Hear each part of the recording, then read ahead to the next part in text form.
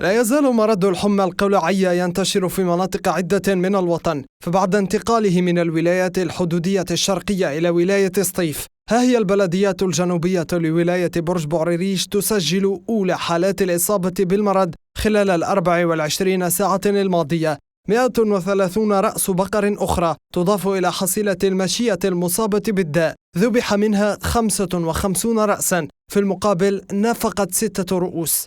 البليدة هي الأخرى انتقل المرض إليها، حيث تم تسجيل ما عدده 40 حالة بين الماشية في مناطق بوعرفة والأربعاء، في حين سجلت ولاية المدية انتشارا وصف بالرهيب، حيث تم تسجيل أزيد من 120 حالة. وفي الوقت الذي يستمر فيه الداء بالانتشار مهددا الثروة الحيوانية، يبقى مشكل توفير اللقاح الذي وعدت به الوزارة الوصية الموالين هاجسا يقلق معظمهم، خاصة وأنه قد يمس بوضعهم المادي، في ظل عدم قيام العديد من المربين بالتصريح القانوني بعدد الرؤوس التي يمتلكونها.